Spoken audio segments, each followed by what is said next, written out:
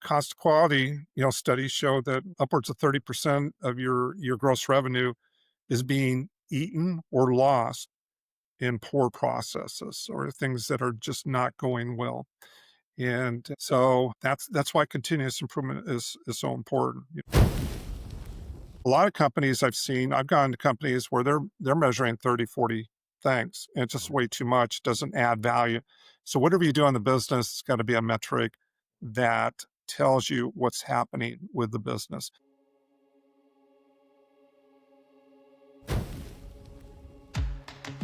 Welcome to KPI Fireside. Our mission is simple: to improve companies and to improve careers through continuous improvement. In every episode, we explore the spark, the moment, the mindset, or the method that ignites real change. Whether you're just starting out or leveling up, you'll find the insights and inspiration to fuel your next improvement. Welcome back to KPI Fireside, a continuous improvement podcast. I am your host, Keith Norris, and our guest today is Robert Luna. Bob brings over 30 years of experience in scaling businesses from 3 million to over 500 million, has had leadership roles at Amazon, Procter & Gamble, and across high-tech, medical devices, and pharmaceuticals. With a master's in business administration, in marketing, and a career spanning from scheduling to CEO, Bob is deeply Gemba-driven and results-oriented, using Lean Six Sigma and customer feedback to optimize processes and ensure every step adds value. Welcome to the podcast, Bob. Hey, thank you, Keith. I'm really happy to be here and just chat it up for a bit. We like to start this segment. We call this the spark, but my question is, was there a time in your career early on where you decided that you wanted to make this continuous improvement thing, however you refer to it, part of your journey? Do you remember where that journey started for you? Yeah, it was actually my first management job. I was working in Mexico at a maquiladora, and I was materials manager. And it was a medical device company. I never had any experience with medical device. As I got in there, they had a lot of challenges and a lot of opportunities, but one of the things that they really wanted me to work on is SOPs and process validation and product validation. I'm going, what the heck is all that? And why do you need all this? Why do I got to write procedures and all these type of things? And so that was really eye-opening for me in my career. And that was really the start of Lean. They didn't call it Lean at that point, but medical device is super critical in all of our lives, and the ability to make a product that is not going to hurt somebody is super critical. Obviously, customer satisfaction is number one. In order to do that, you got to have optimal processes from start to finish. And then the feedback coming from customers is absolutely critical. So I learned an awful lot there.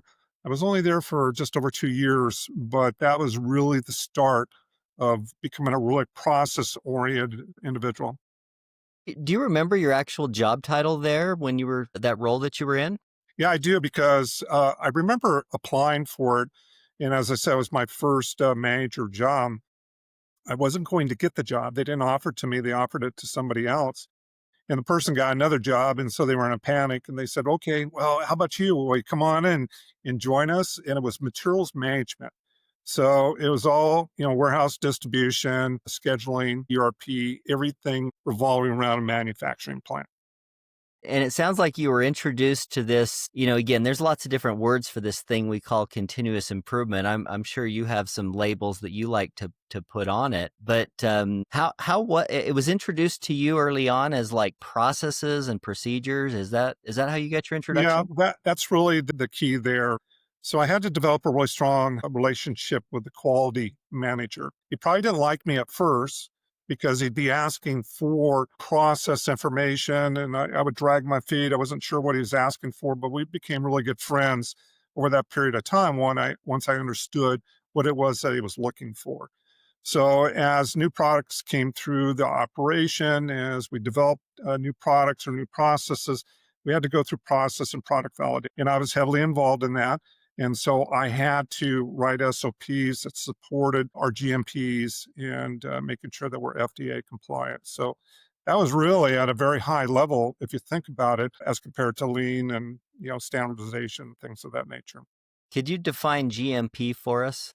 good manufacturing processes. Awesome. I love we have a lot of acronyms that we like to talk Right. about on this podcast, and not everybody's familiar with them. So I like to clarify. Well, the FDA, in terms of medical manufacturing, they're out there, they're on site. We're going through inspections and those type of things. So compliance is really, really critical in everything that we do. Yeah, I know that particularly with the FDA, there's a lot of requirements and process and a lot of things to do there. So that sounds like it was getting thrown into the deep end of the pool with some of that. Yeah, absolutely. And it was a fire hose. It was a lot of learning. But here's the thing, kind of the question that you have, well, how did I get started in this? It's always been a baseline for me in everything that I do. And I don't forget that. And I use that in every business that I've been in since. And I have a lot of medical manufacturing, background, but working like at Amazon or Procter and Gamble, they weren't medical device, but I could use these same things I learned, these same processes to make the business better. So yeah, I'm curious if we were to follow your journey along from this medical device manufacturing, kind of your first introduction to SOPs and processes, maybe you could just fill in some of the highlights of your journey, maybe another organization that you went to, some other milestone where you learned about some new piece of this puzzle that brings you to where you're at today. Yeah. So as I moved through my career, I moved into medical implants. And this was also a milestone for me. I was the vice president of manufacturing and went into a company. They're about $18 million. It was run by a doctor, and he was a dentist. And they were in all sorts of hurt financially with FDA. They just had all sorts of problems. It was just really due to lack of process. He was getting ready to sell the business on the open market for pennies. Actually, not pennies, but $15 million. And so I came on board. I said, "Well, let's not do that. Let's take a look and put together a plan. Find out where the problem points are. Let's put together some solutions to get you in the right direction." And we were able to do that. And so they had a lot of problems with FDA. We got those all fixed. And so they're fully compliant from an FDA standpoint. We got production up and we got the business really moving forward. And after about 3 years, 3.5 years, he ended up selling the business for $125 million. Wow. So that was really another milestone in terms of leading pretty much end to end operation. I didn't have the sales and marketing responsibility, but I interacted significantly with them in terms of what we're doing. But the ability to help a business to scale and to get their processes ready for scaling and that they're repeatable is something that I'm really proud of. And that's a lot of my background experience you kind of mentioned in the bio is that the ability to scale businesses. And a lot of people just don't know how to do that. And tell us where you're at today. Yeah, so I work here in Las Vegas. It's actually starting to cool down. It's in the mid 90s right now. I've been with a company called Esra Companies for just about 7 years. And what they do is they're part of the Renewal by Anderson network. Probably everybody's heard that, doors and windows. And Esra Companies has 9 affiliates, and I work for them. And so I'm working out of this area here in Las Vegas. And it's the same thing. We've scaled the business, let's see, about fivefold over that period of time since I've been there. And what are some of the challenges that you've seen there where this tool set of continuous improvement has been helpful for you? Well, when I got there, everything was on paper. Even though they had some systems, they weren't using that. So it's the ability to put together a plan and implement the plan and monitor the plan and make the changes as we move along. There was a lot of processes that were not documented and a lack of standardization in terms of how we drove the business. So we have probably fixed almost every part of the business in terms of process improvement. One of the first things that we did was you build a plan of how you're going to install doors and windows in a house. And everything was, handwritten, those type of things. So the first thing we did is we got them into a system and like an ERP system. and the ability to track what was going on and to have a standard process of doing that was a night and day for the whole business. And that really started the business moving along a path of scaling because they weren't able to scale. If you can imagine doing hundreds and thousands of jobs and not having a good solid process to manage that. I'm curious, as you've, through your career, medical device to windows and doors, some differences there. I'm curious if there's some things that you find, even though it's different industries, that there's some common patterns that you face in helping a company create processes and scale or get ready to scale. Yeah, for sure. I think that th- the lack of a documented process just opens up the business for a multitude of problems. And like we talked about earlier, from an FDA standpoint, if you're doing a medical device, if you can't have a repeatable product in terms of what's going into a person's body, that's a real problem. Now, if you're making some other widget, it's still a problem because the product that goes to the customer might not work, customer dissatisfaction, those type of things. So at the end of the day, really, it's about having a good mapped out process with checkpoints and the ability to measure how you're performing, and then having a plan in place to be able to uh, modify, improve, and optimize as you go along. Standard work is really super critical of this. And then when you have a problem, then what do you do? And a lot of people don't know what to do. And so what ends up happening is people become firefighters. And this is what I see in most businesses I've worked at. As I go in and all they're doing is fighting fires. They're not fixing anything. They're not getting to the root cause and eliminating the problem as they move along. So that's a consistent problem that I see everywhere. And I've seen it in a $3 million business and I've seen it in a $500 million business. You would think that a Fortune 20 company would have their act together, but they didn't. And so you see these recurring problems. The other challenge I see is capability. So if you have a great process, but you haven't built capability and you haven't trained or you don't have trained programs, you don't have the right people in place, then those processes are not going to work as intended.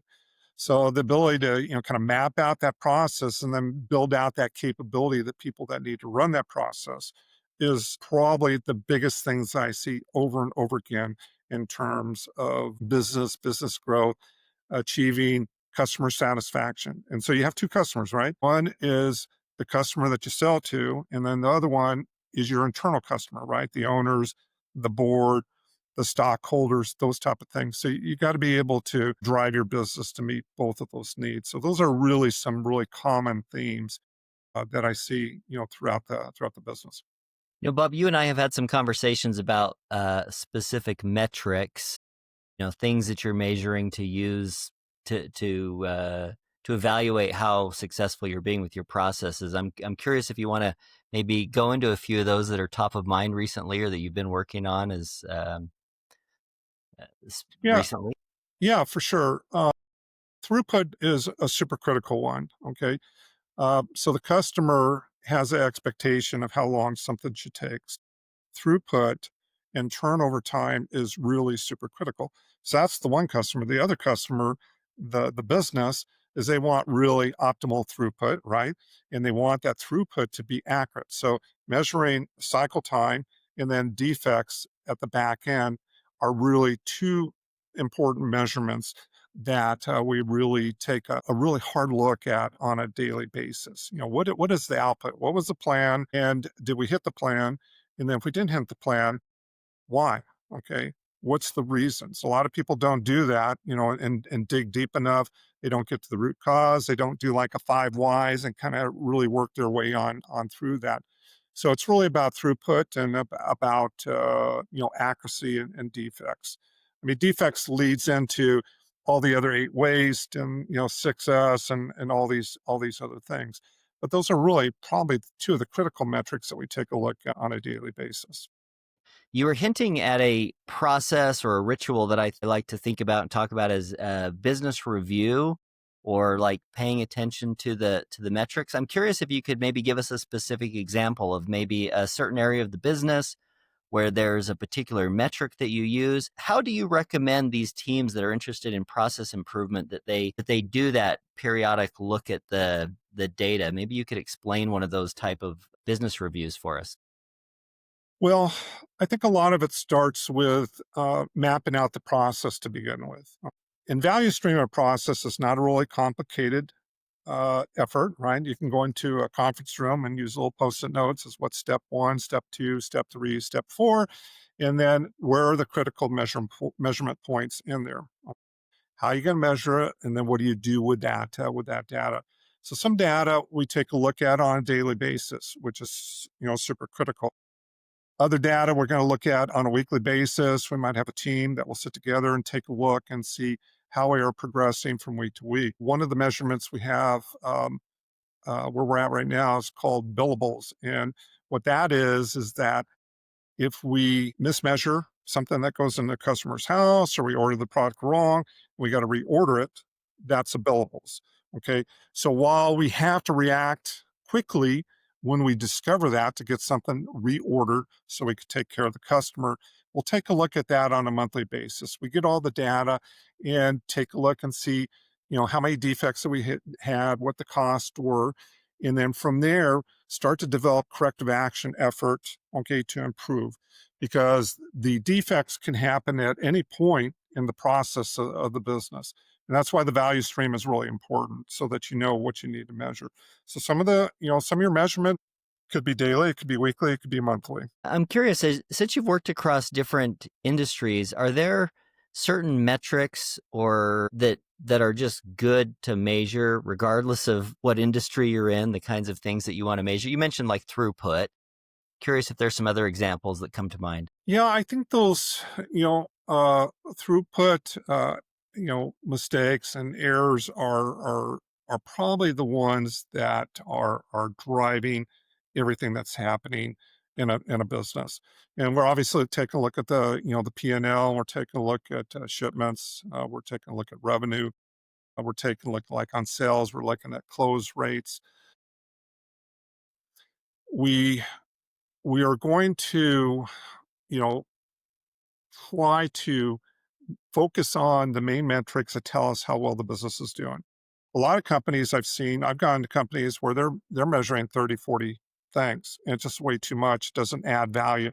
So whatever you do in the business, it's got to be a metric that tells you what's happening with the business. This episode is brought to you by KPI Fire, the all-in-one platform for continuous improvement. With KPI Fire, you can align strategy, drive execution, and engage your people. So whether you're leading a team or driving enterprise-wide change, KPI Fire helps you deliver real results. Learn more at www.kpifire.com. So Bob, what is it that you like about the Net Promoter Score as a metric? So we have a couple measurement points, and everybody's a little different in terms of surveying the customer. So when a salesperson goes out to sell the job, they'll send out a survey afterwards to see how well that they did. Then when we install the job, then we also send out a survey.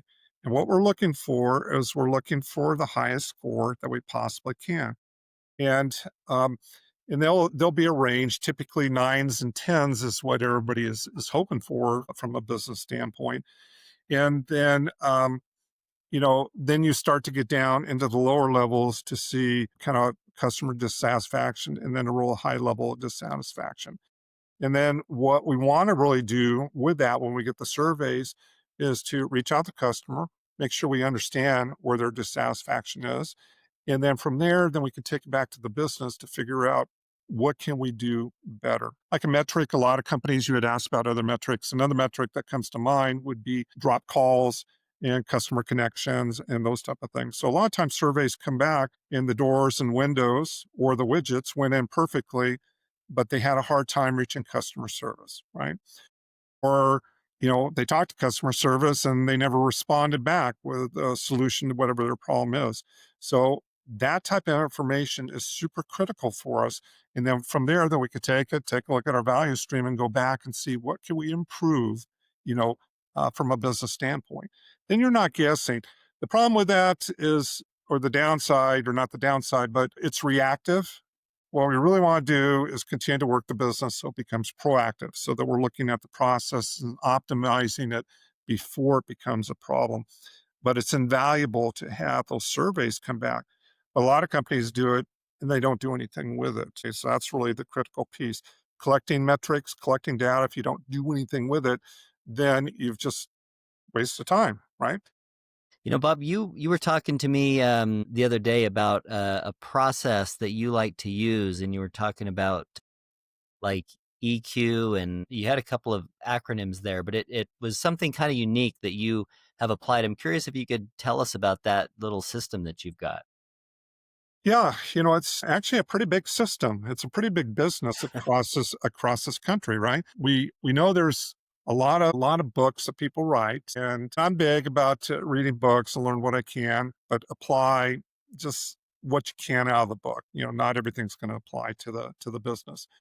So I'm a bit of a old school guy. I'm pretty pragmatic about how we do things, and if I go someplace and I see that something is broken, to me it's pretty straightforward. Let's go fix it. Why can't you see that? I see it. It's pretty easy. And then working with people, it's like, what do you mean you don't see what the vision is and what we're doing? And because I've been there and I've seen how it works, I know what's going to happen on the other end, but people don't know that. And so over the last few years, I've come to learn in order for us to drive lean and continuous improvement across the business, people have to be prepared to drive lean and continuous improvement across the business. So EQ is how people act from an emotional standpoint.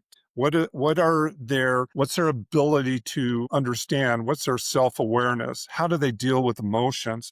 And are they in a proper place to be able to improve something? Because when you go in or you have a meeting and say, hey, your process is broken, if they don't have that EQ, okay, they don't have that self-awareness or those self-awareness tools, what do you think happens? Okay, they shut down, they get defensive, we can't move the needle, that, hey, I don't have a problem, my department's fine, why are you bugging me? And then you have relationship issues, right? So that's the EQ part. And there's a lot of good studies out there that shows, IQ, what you have, what I have, that's it. We can't change that. Now we can study, we can learn, but ultimately at the end of the day, our IQ is really kind of what we're born with.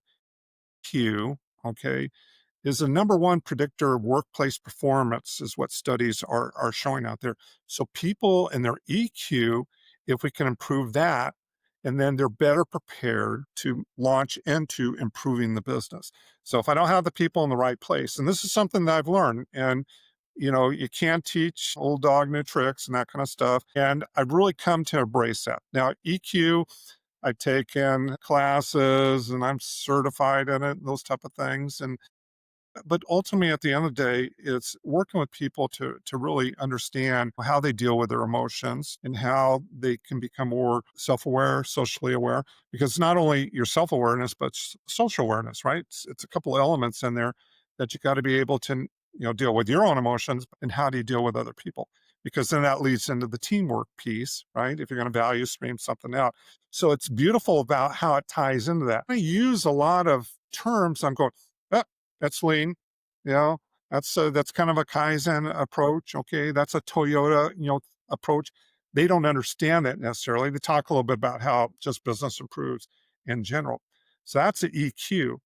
The other part of it that we're working on, and it's a corporate-wide effort, is extreme ownership. And I don't know if you've ever seen this book. I'll throw this up here. So, it's how U.S. Navy SEALs lead and how they win, and kind of what they did in the battle field, in terms of wars. And obviously, kind of like medical devices, if you're in war, you're talking about life and death. Yeah. And so they have a lot of great concepts in there about ownership. Okay, so it's one thing: are you emotionally prepared, right? So EQ, and then, well, do you own it? Okay, and a lot of people don't own it, right? If they don't own it, then it's somebody else's problem. They're not being proactive. They're not staying on top of this. And so this all really kind of ties into how we kind of mirror these things together. And if the people are properly prepared, then we're going to move the business a lot quicker. a lot faster. People are going to be more engaged. We're going to have better decision making. We're going to have improved coping. Professional relationships are going to be better. And a lot of these things they talk about in Toyota, they just don't talk about it from that standpoint. The emotional side of things, I just really, like I said, I really never got it, but I get it now. And so I'm just a lot more aware of things that we need to do prep wise in order to launch into really effective process improvement. Is this I find this really interesting. I mean, we talk a lot about processes and process improvement methodologies and things like that. It's very tool oriented, but I think what I hear you saying are two things that I mean, EQ is emotional quotient. I mean, it's EQ, but you have this like extreme ownership piece, which to me feels like kind of a mindset thing. How would you describe those two? It sounds like pillars that go with your process improvement methods. Is that how you think about them? Yeah, so we and this is something that is super critical to our business is, our training. And training is super critical to the business. So, if you work your way back from NPS, right, in terms of unhappy customer, it could be a broken process. A lot of times it's a training issue and it's maybe an issue that an employee just, it's an execution issue. They're just not very good at talking to customers, those type of things. So these are pillars in terms of training of having people to be, socially and self-aware to be able to deal with the things that go on in a business. So how do you evaluate or improve this EQ piece? Is this something you do in the hiring process, or is this something you do as part of the training process? So I think it's both. I think there's certain things that we're looking for when we're hiring people. It's part of onboarding and getting people aware of what the expectations are. Okay. And these are areas that you need to own and you need to improve, right? You need to own your process, but you also need to own your emotions and those type of things. And, kind of an EQ strategy is, are you ready for change? And you know that if a business, if you come in and a business is doing 4% EBITDA, there's going to be a lot of change.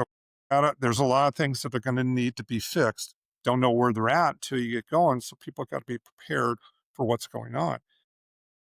The better that people are prepared for change, okay, and then they're prepared for the change, and then they're prepared to own their process, okay, then the better off we're going to be as we move through the system. I own that process. Okay. So I better fix that. Okay. And then I better be proactive and look for better ways to improve it. Okay. And emotionally, I know that a customer survey came back and the problem that they're talking about is a communication problem in our department. Okay, I'm ready for that. Okay, I'm emotionally set that I'm going to get feedback and I'm going to be able to improve what I do and make my job better, make the customer, happier. And the, when we take a look at value streaming and people, a lot of times what they do in terms of mapping out a process, they just map out the process in their department. Okay, but you got to look at the process end to end. So like a person that's working in a warehouse, if we don't, tune them in as to what's happening with the customer, how they make that connection, right? How do they buy into these type of things that we're doing? So the ability to get people to really understand what happens at the very back end, really helps it drive the business. So these are just some really key pillars. And once you get through these, you start accelerating improvement across the business. I'm curious, like, to get into, somebody wants to bite down on this idea of emotional intelligence and how they can either improve their team or themselves in this. Is there something that you use in the training, a story, or like, I don't know, a way of helping people recognize this or training people on that? How do you go about teaching that? So there's a couple of ways. First of all, through I don't know if you've seen the book here, but for Talent Smart, they're experts in EQ. So they have a test that we put people through. Okay, it's a Okay. simple test, and what you do is you answer a lot of questions, and it tells you where your EQ is at okay, and self-awareness and self-awareness management and social awareness and social interaction, those type of things. So the test comes out and it really starts to tell you where are the areas that you can improve. And then what we do is we set them up with a plan, maybe what their lowest score might be based on what they've and how they've answered the questions.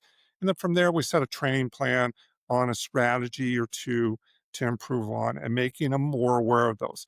So when you do that, you've really got to drive that across the business. So what we do is for EQ is we train on a particular strategy or subject every single month. We do it in stand-ups, but where it really is a big drivers one-on-ones. Okay. And then getting people to understand that, once again, where there's a problem across the business, you can typically drive it back to EQ strategy. And so it's up to leaders and managers to identify, hey, we're having a lot of mistakes, okay, in ordering or something like that. Okay. And then sit down to say, well, the person sucks, they don't care, but to try to drive down and figure out what is it that where we can help them on this, okay? And so that's really kind of the big driver on the EQ. I think that's kind of interesting, the connection of extreme ownership and emotional intelligence, because you could almost think about those two things as like not necessarily opposite ends, but they kind of pull in a tension sort of way. Like ownership really pulls you into saying, this is me, this is mine. But then the emotional intelligence that you're referring to is like you kind of have to separate yourself from the identity of it's my process to be aware of like it's just the process and I need to be open to improving it without feeling like that's an attack on me. So I think that's really kind of an interesting way that you put those two things together.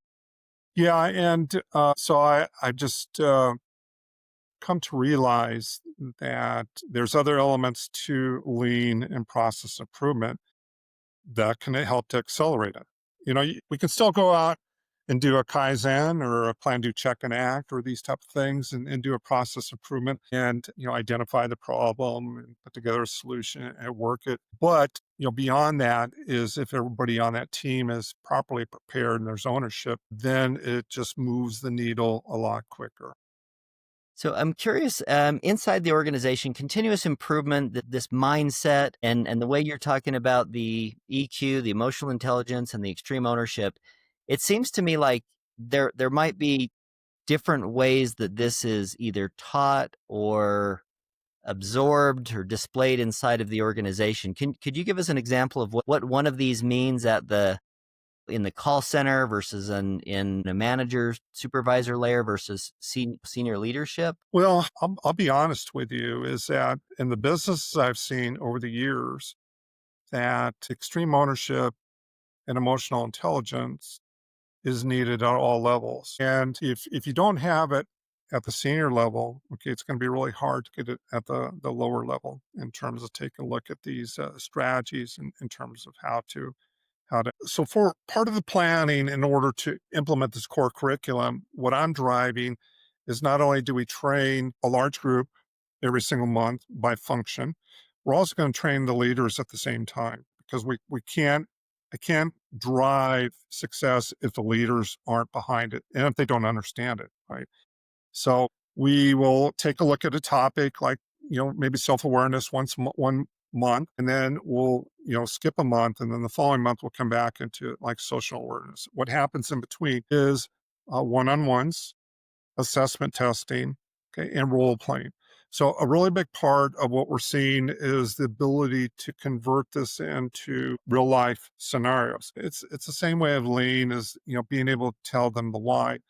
But if you can show a person that their communication shuts down every time we have a discussion about a problem, say like an ordering or customer service, and it's you know social awareness, the inability to communicate or take feedback or give feedback and those type of things. That's where that really starts to help. So you train on the topics, but then you got to follow up with one-on-ones on a regular basis and talk about people, talk about their skill sets, what's happening, how they're delivering results, and then also do the role playing. So I think the role playing becomes even more important once you get past the topics. so people can understand, how to have a tough conversation with somebody. And from there, then they get better, more comfortable at, communicating, and then they're better teamwork. And then obviously then process improvement really starts to blossom. I'm picking up on some things that I think would be really interesting to our listeners here. Just for the sake of context, how many employees are in your organization? In our group here is about 200, just over 200. 200. And how many different sites or locations does that represent? The two main sites would be in Las Vegas and then So, in Reno. okay, the two And then sites. we have a smaller group, a growing area in southern Utah, and then a small group in Arizona. I think with this continuous improvement thing, sometimes, particularly folks that are passionate about this, excited about this, and are thinking, man, there's really something to this. My organization needs this. There's oftentimes this question of like, yes, we all know that it's important. We all know that we should do it, but how do we actually do it? And I think you were kind of touching on some behavior patterns or rituals or training events like appointments in the calendar where you have these things. I wonder if we could punctuate those a little bit. So for senior leadership, what does it look like? How often do you interact with senior leadership, and is it part of another meeting? Is it a dedicated meeting?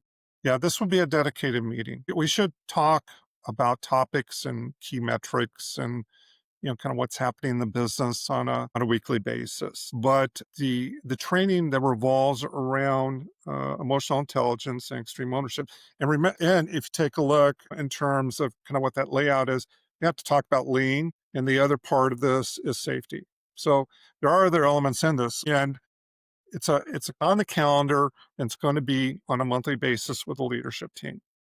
Same thing for as you kind of move down throughout the organization, there has to be some concept that's being taught every single month. It has to be on the calendar.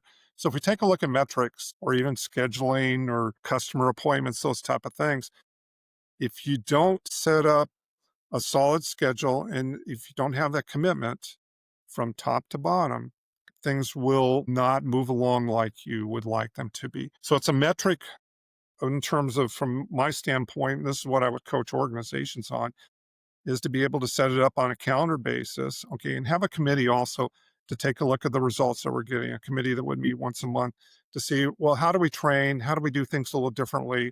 How do we do role playing a little differently? And, start to develop this database of tools for people to look at. But I think what you're asking is this needs to be hardline scheduled. You can't just talk to them once, onboarding, give them a book and hope it works. It just doesn't work. Organizations use different words to describe things like core values and mission and strategic themes and strategic pillars. I'm curious if this EQ and ownership is this like all the way down at the core values level of like this is who we are as an organization, or is this kind of like part of a strategic theme like in 2025 this is our kind of our thrust? So I think every business is a little different. And I think things are evolving.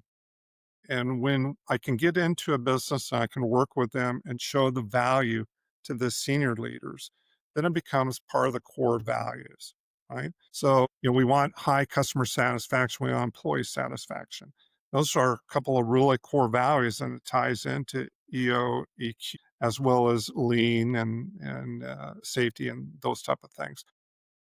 So it's strategic in nature, but it really should become something that people are very ingrained in. It just becomes part of the life of the business. And if you can get to that point, okay, which is always a big lift, depending on what the priority is of the day, people will understand what that return on investment is. And there's a lot of studies out there, but the key, Keith, is how to drive the business so this is happening on a regular basis. So this is a big part of my responsibility in terms of driving this forward. And as I talk to a lot of people and they ask for input and what can they do better, I'm leaning more towards, well, let's do the legwork first. Okay. Now let's get the pillars down, and then we can parallel path on them, but the ability to get the employee engagement is just super critical if you're going to improve what we're doing. So with this idea of improvement, let's talk about this. I don't know what term you guys use in your organization, but let's say like value add associate, folks that maybe work in the call center or just kind of the newest, most entry level positions in the organization. How are they taught about their role in process improvement or making things better? Is there a framework or, a training that you guys use?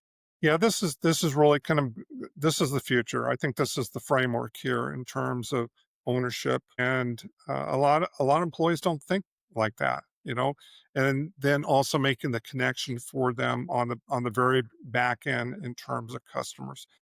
So if they own the process, then I can teach them that they need to improve the process. And so these go really hand in hand. And if you take a look at some of the training on extreme ownership, they do talk about improving process and those type of things. They use some loose terms as it relates to continuous improvement.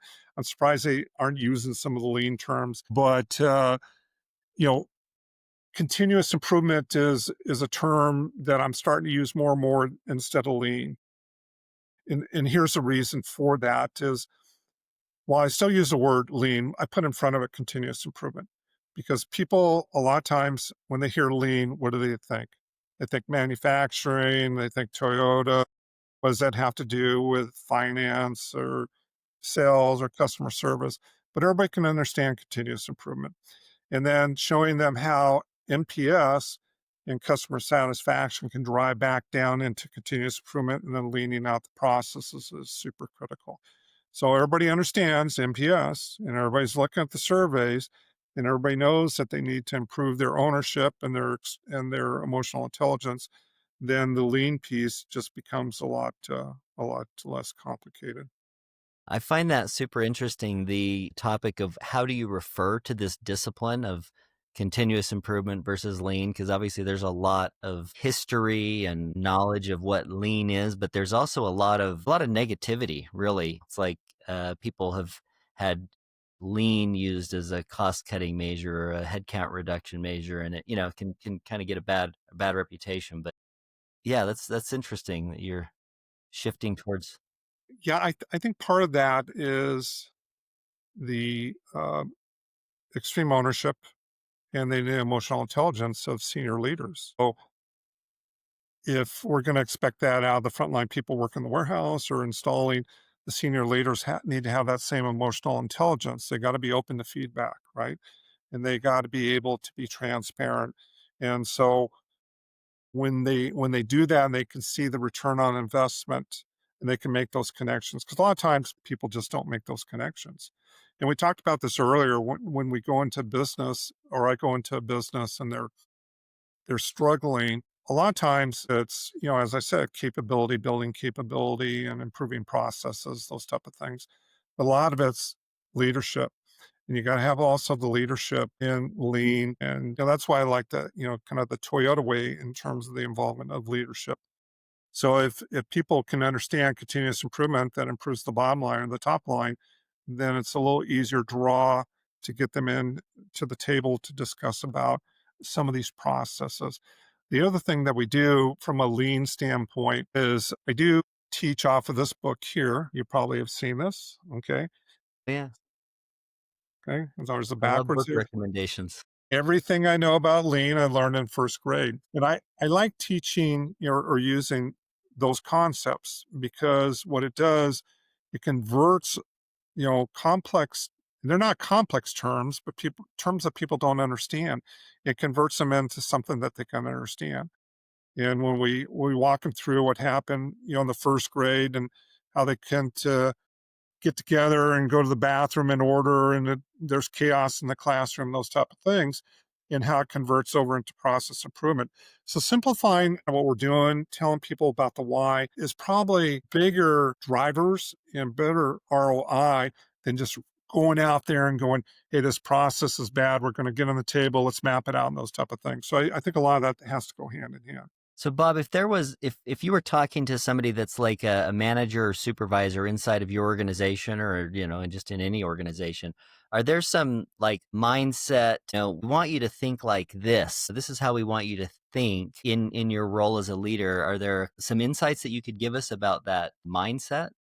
Yeah, the extreme ownership is super critical. And you don't have to read the whole book. There's just a few key points in there. Okay.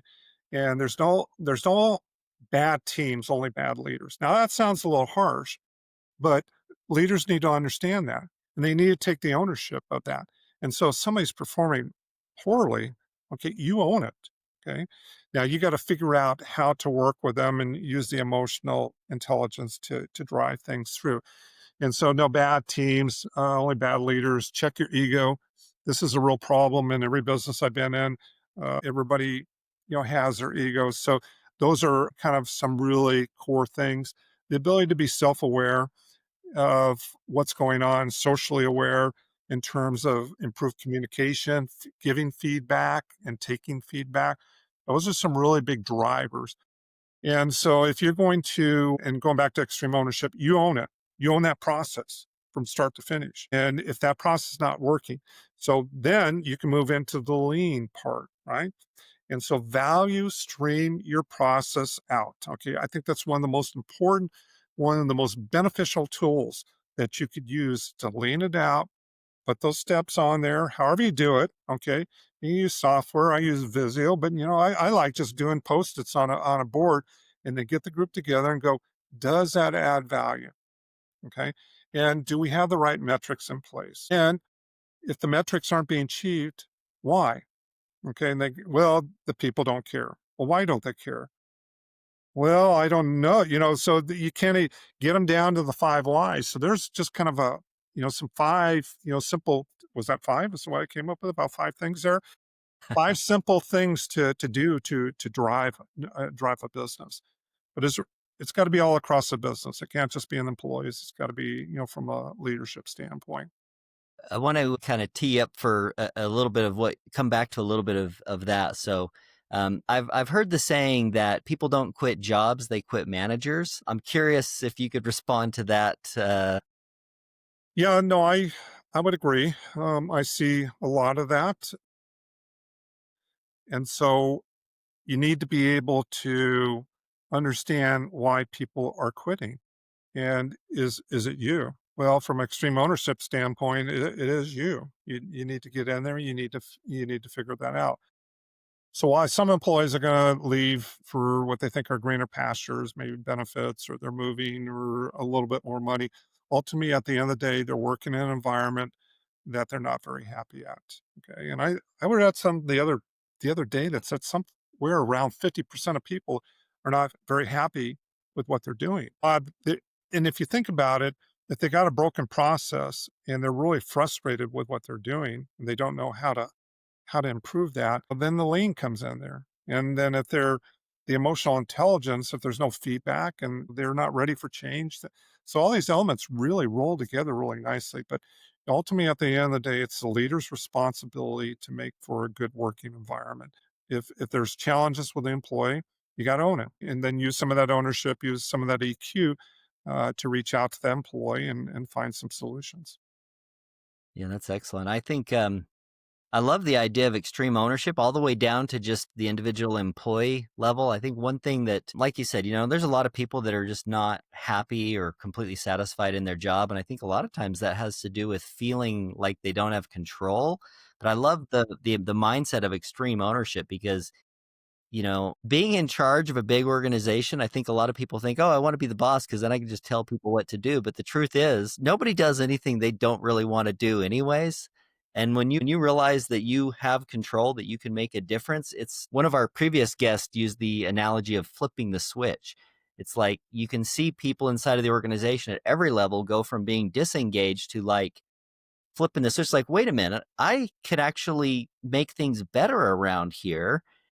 This extreme ownership, this EQ thing that Bob's talking about, this lean, this continued improvement, there's something here that could allow me to make my job better, to make my coworkers happier, to make my life better, maybe even get me a promotion somewhere along the way. Yeah, So that's one and thing I find really there's interesting. another element to that.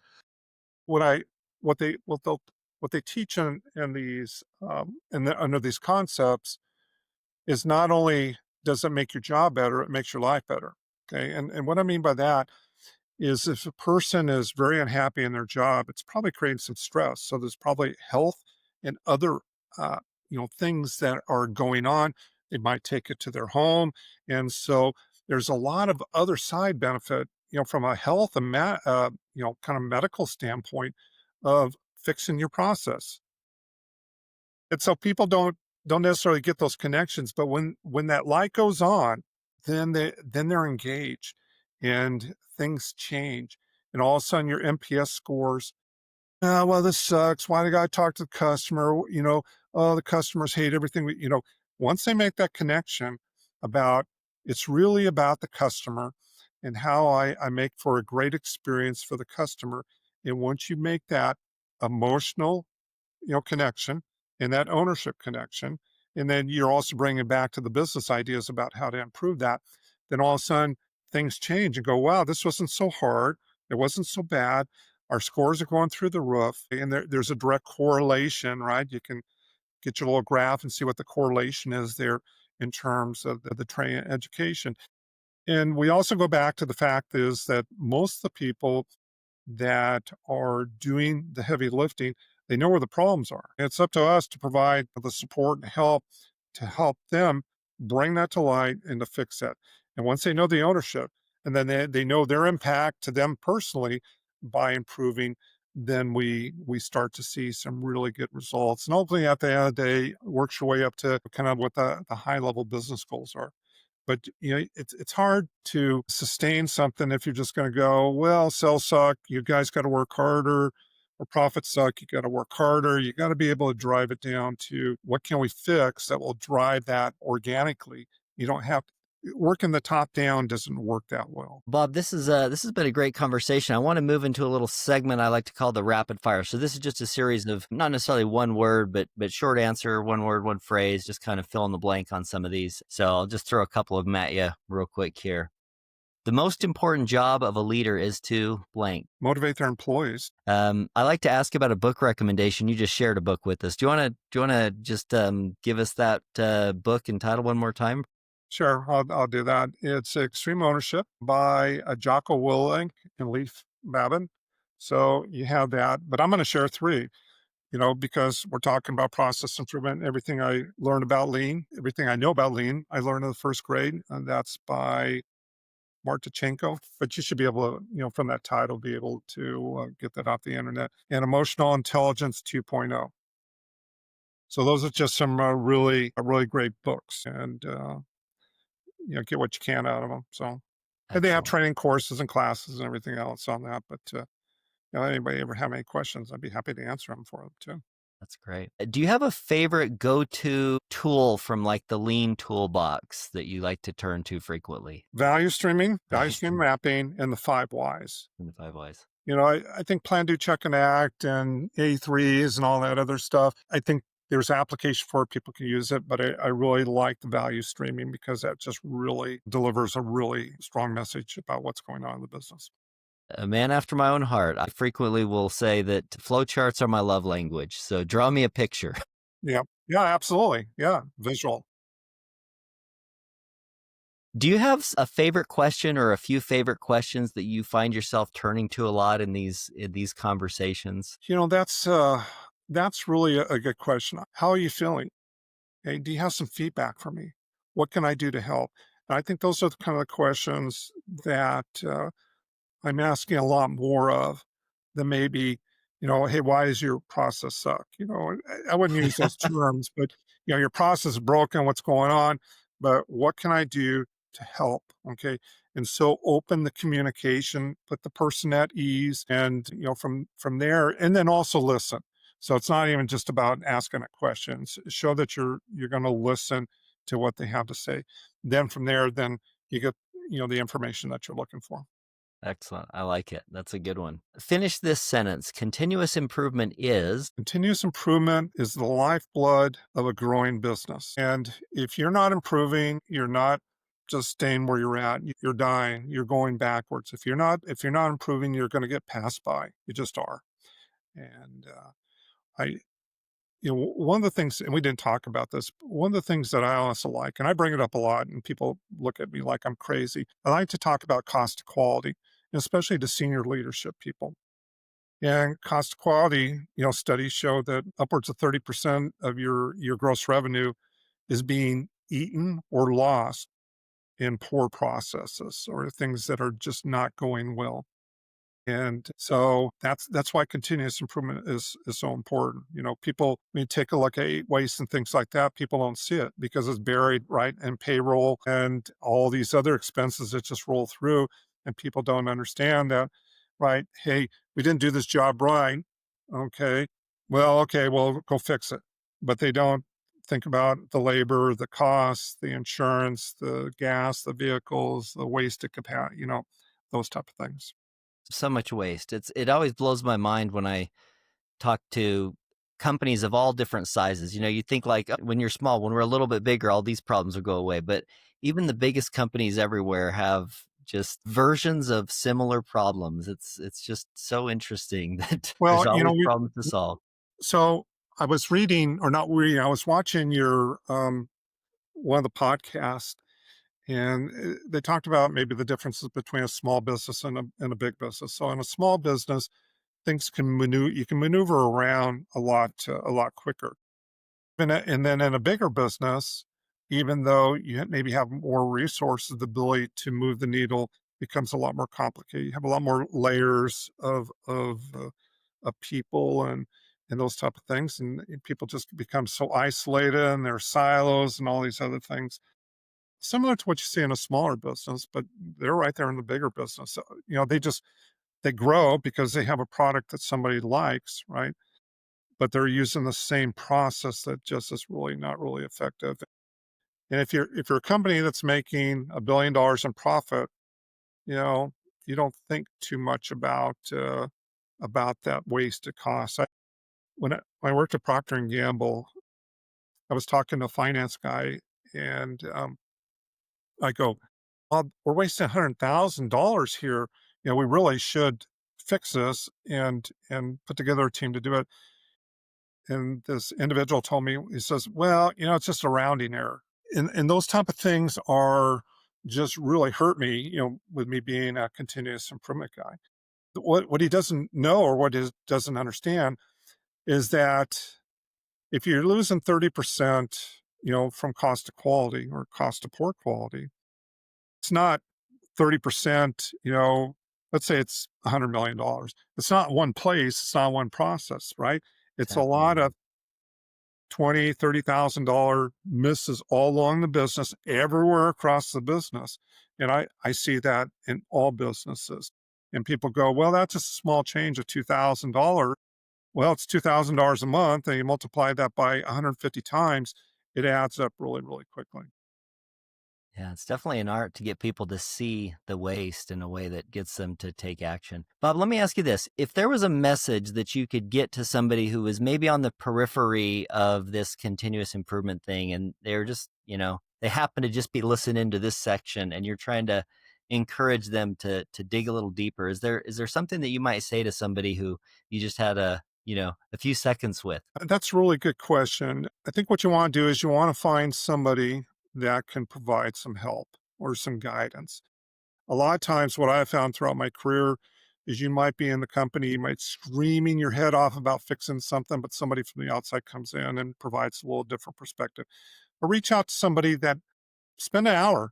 Just find somebody that will give you an hour of time and just kind of walk through what we've done here, on this podcast, and let them kind of talk you through maybe the steps of how to set this up and how to approach your business. The problem that I see with um, some of the companies, what I'm seeing, I mean, I think they're trying to hire people from the outside to come in and to help, which is good. They should do that. You got to make sure you have somebody that has the experience. I've worked with consultants before, and the ability to find somebody that really has the hands-on experience versus the practical knowledge, and the theoretical, are two different things. And so find somebody that actually has a hands-on, that has gone through that. And if you can do that, then you'll be miles ahead.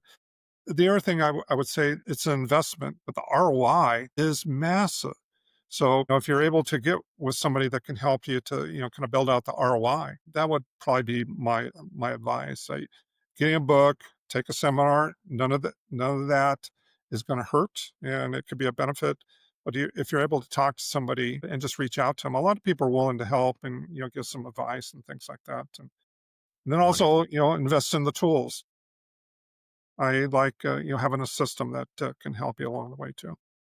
Wonderful. Wonderful. So, Bob, last question here. This one's just a little bit philosophical. It's kind of a fun one I like to just think about. Speaking of like success broadly as an individual, is it more important to feel successful or be successful? It's a really good question. I think there's a couple of elements to that. So you want to be successful in terms of your job and your work. Okay. Part of it, a lot of times, you're not going to get the recognitions. You got to also feel that you did a good job. So you got to feel successful. So a lot of times that's what I have to rely on. For me, I'm going, yeah, I nailed that. I know I did a good job, whether I get the recognition or not. But I also want to be successful in terms of delivering results. And I feel like in my career, I've been able to do that. I've been lucky because I've been surrounded by good people. We've been able to deliver some world class stuff that, if I ever had the time to write a book, I mean, I've just seen some crazy stuff throughout my career. But companies can change and they can be successful. But there is, a specific approach that you need to take on that. Bob, this has been a super interesting conversation. I'm grateful for you coming and joining us on the podcast today. Are you willing to share any information on LinkedIn or connection information if somebody wanted to follow up with you? How could they get in touch with you? Yeah, through LinkedIn, that would be fine. So I'd be happy to. Anybody just wants to chat for whatever reason, I'd be happy to do that and give them some guidance. Thank you so much for joining us on the podcast. We appreciate your time and your experience. For anybody listening, if you'd like to suggest a guest or ask a question or give us ideas for future episodes, please reach out to me on LinkedIn, Keith Norris, and you can connect with Bob also, as he mentioned. This concludes this episode of KPI Fireside, a continuous improvement podcast. If you have enjoyed the episode today, please be sure to like or follow or subscribe or drop a little comment in there. We'd love to see your questions and comments on things, and share it with your friends who are passionate about continuous improvement as you are. And until next time, keep driving progress and sparking change.